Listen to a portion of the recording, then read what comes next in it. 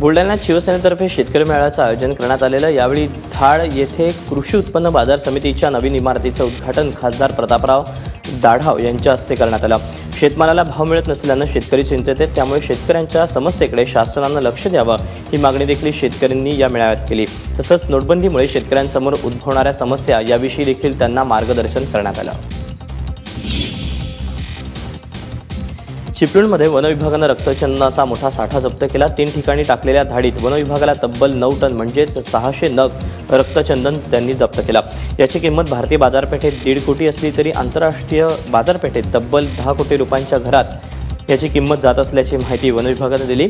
रक्तचंदनाच्या तस्करीसाठी आंतरराष्ट्रीय टोळी सक्रिय आहे का याचा शोध सध्या वन विभाग आणि चिपळूण पोलिसांनी सुरू केला आहे।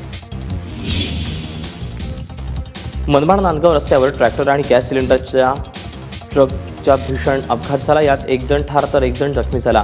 संध्याकाळी कांदा विक्री करून ट्रॅक्टर चालक शेतकरी नाना आव्हाड हे पानेवाडी इथं परतत असताना हा अपघात घडला आणि त्यात त्यांचा मृत्यू झाला। या घटनेमुळे पानेवाडी गावावर शोककळा पसरली। पोलिसांनी घटनास्थळी पोहोचताच अपघातग्रस्त सिलेंडरनं भरलेला ट्रक बाजूला करत वाहतूक सुरळीत केली। जालना जिल्ह्यातील अंबडमधल्या कृषी उत्पन्न बाजार समितीच्या सभापतीच्या पत्नीचा संशयास्पद मृत्यू झाला। सतीश होंडे यांच्या पत्नी सुमित्रा होंडे यांच्या डोक्यात गोळी लागून मृत्यू झालाय। दरम्यान ही आत्महत्या आहे की घातपात याचा तपास पोलिसांकडून केला जातोय। कॅशलेस व्यवहारांना प्रोत्साहन देण्याचं केंद्रानं लकी ड्रॉद्वारे बक्षीस देण्याची योजना जाहीर केली। या योजनेत नांदेडच्या केशव जुंधळ यांना बक्षीस मिळालं। जुंधळ यांना 1000 रुपयांचं बक्षीस मिळालं। विशेष म्हणजे हे बक्षीस मिळवण्यासाठी त्यांना कुठेही अर्ज किंवा विनंती करावी लागली नाही। ड्रॉमध्ये जुंधळ यांचा नंबर निघताच त्यांच्या बँक खात्यात तात्काळ 1000 रुपयांची रक्कम जमा झाली। पंढरपूर शहरातील गुटखा आणि माव्याची बेकायदेशीर विक्री करणाऱ्या विक्रेत्यांवर कारवाई करण्यात आली। या मागणीसाठी टिपू सुलतान युथ असोसिएशनच्या वतीनं तहसील कार्यालयासमोर 1 दिवसाचं लाक्षणिक उपोषण करण्यात आलं आणि विक्रेत्यांवर कारवाई करावी या मागणीचं निवेदन तहसीलदार नागेश पाटील यांना देण्यात आलं। गोंदियामध्ये पोलीस दिनानिमित्त पोलीस पाटलांची 1 दिवसीय कार्यशाळेचं आयोजन करण्यात आलं होतं। राज्यात पहिल्यांदाच अशा पद्धतीच्या कार्यशाळेचं आयोजन करण्यात आलेलं। या कार्यशाळेला जिल्ह्यातील 99% पोलीस पाटलांनी हजेरी लावली। या कार्यशाळेत वरिष्ठ अधिकाऱ्यांनी कायद्याविषयी मार्गदर्शन केलं।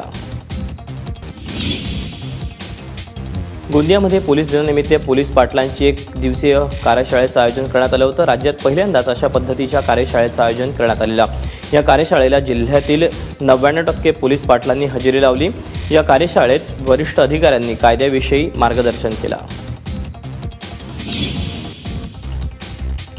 येत्या काही दिवसात ठाणे मनपाची निवडणूक होते, त्यातच मतदारांना आकर्षित करण्यासाठी इच्छुक उमेदवारांकडून विविध उपक्रमांचं आयोजन करण्यात येत आहे। ठाण्यातल्या दिव्यामध्ये अटल महोत्सव संगीत संध्या कार्यक्रमाचं आयोजन करण्यात आलं आहे। या कार्यक्रमाचं आयोजन ज्योती पाटील यांनी केलं होतं। तसंच आमदार संजय केळकर यांनीही हजेरी लावली होती। त्यातच केळकरांनी ठाण्यात एकला चलोलेचा नारा दिल्यानं आता येत्या काही दिवसात शिवसेना विरुद्ध भाजप हे वातावरण तापणार हे मात्र निश्चित। उस्मानाबादमध्ये बाळासाहेब ठाकरे यांच्या जयंतीनिमित्त खो-खोच्या स्पर्धेचं आयोजन करण्यात आलेलं। या स्पर्धेसाठी दिल्ली, हरियाणा, पश्चिम बंगाल, झारखंड, कर्नाटक, तेलंगणा इथल्या संघांचा समावेश असणार आहे। यातून विजेता होणारा संघ हा देशाचा खो-खो संघ ठरणार असून पुन्हा या संघाची स्पर्धा इंग्लंडच्या विरोधात होणार असल्याची माहिती आयोजकांनी दिली। धर्मवीर संभाजी महाराज प्रतिष्ठानच्या वतीनं या स्पर्धेचं आयोजन करण्यात आलं आहे। नागपूरच्या रेल्वे स्थानकावरून दानापूर एक्सप्रेसमधून मोठ्या प्रमाणावर मद्यसाठा हस्तगत केला जाणार आहे। रेल्वे स्थानकावरच्या दानापूर एक्सप्रेसमधून दारूच्या सुमारे 500 बॉटल्स पकडल्यात। RPFनं ही कारवाई केली आहे।